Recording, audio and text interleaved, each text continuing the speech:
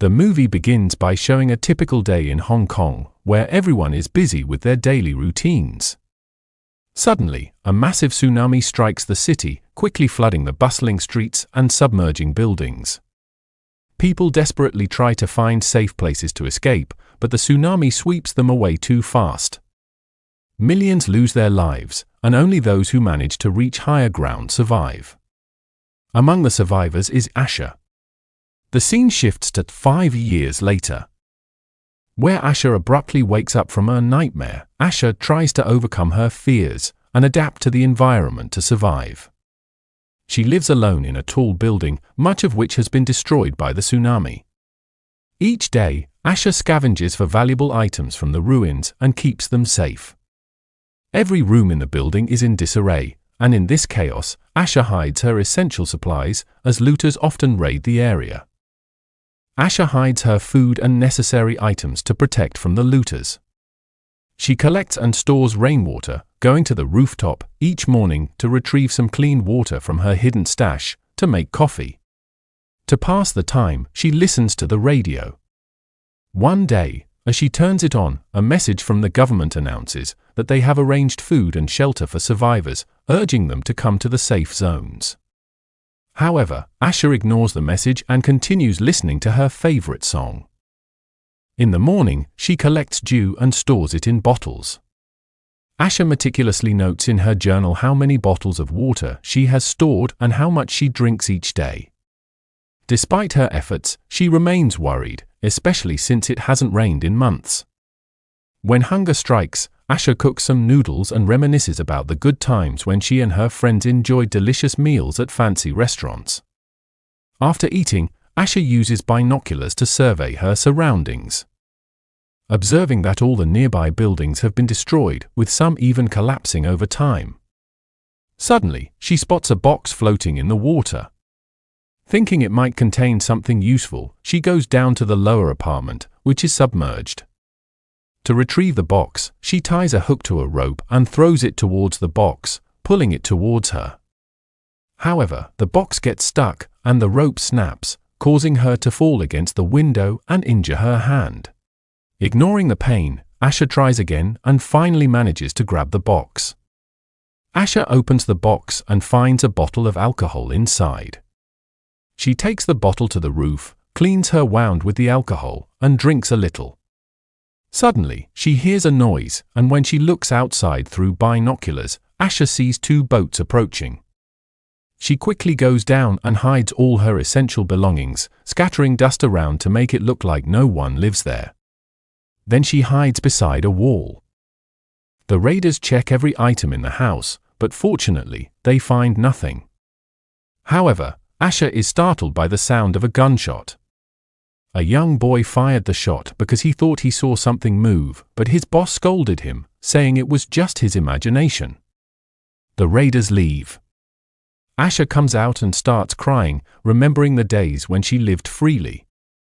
Every day, she keeps an eye on the water, hoping to find something useful.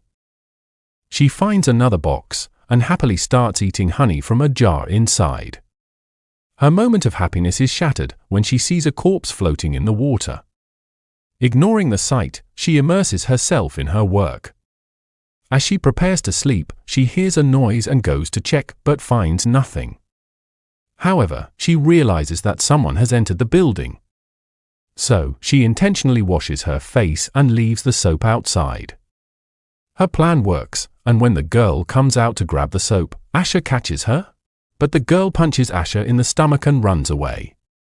Asha notices that her food supplies are missing.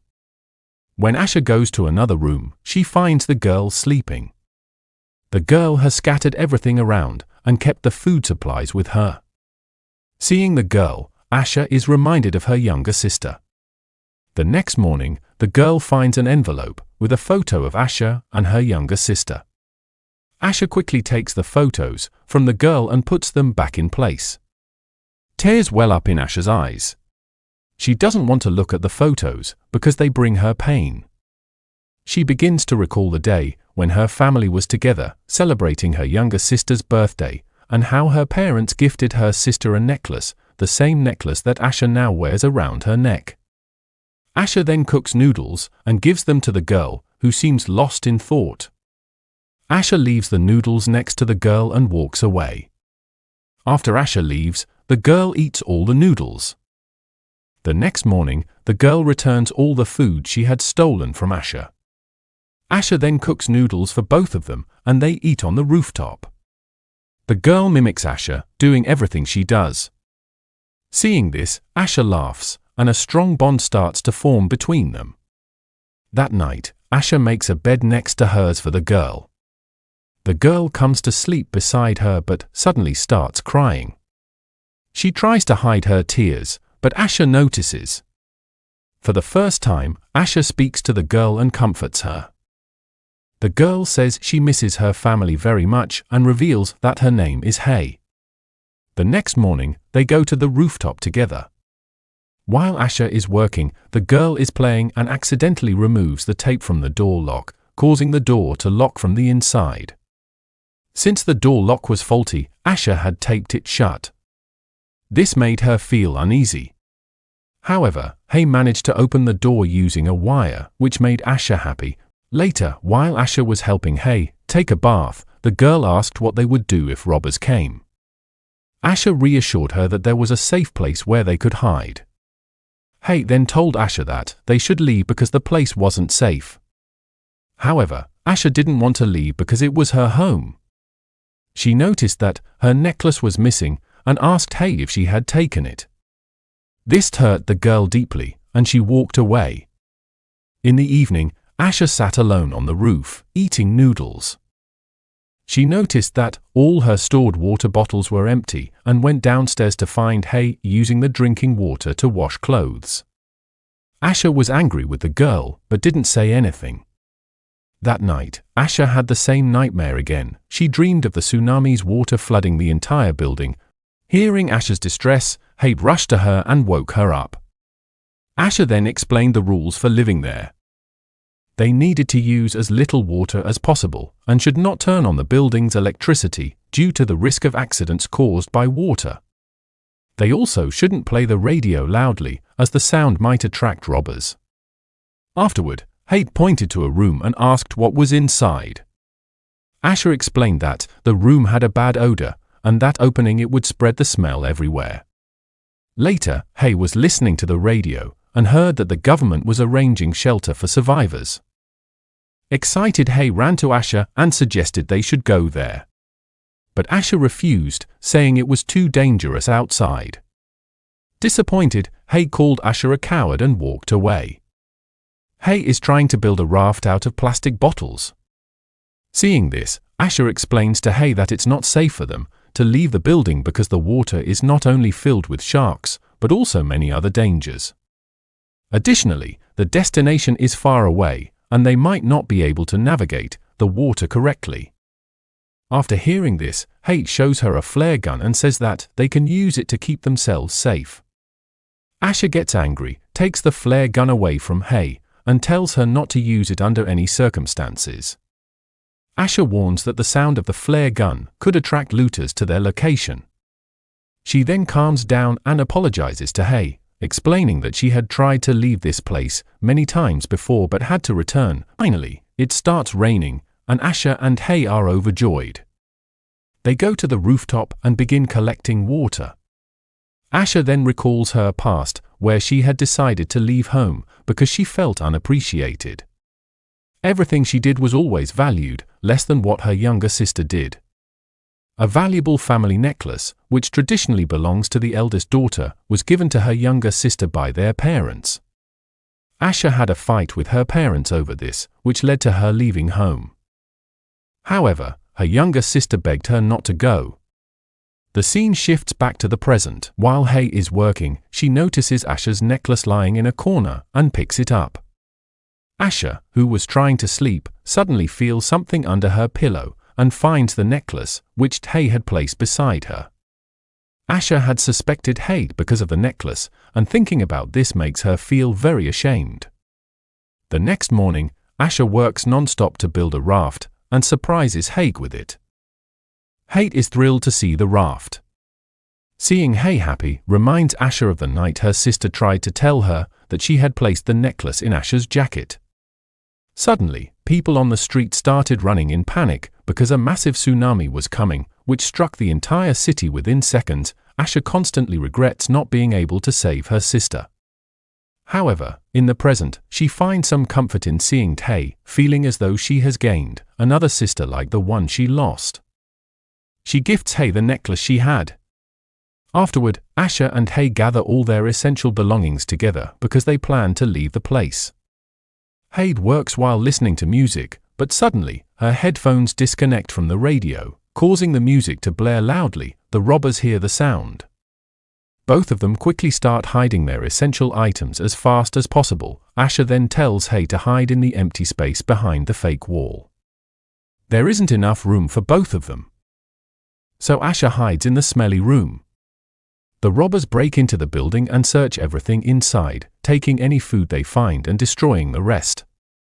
One robber enters the smelly room and notices the rotting corpses that fill the space, producing a foul odor.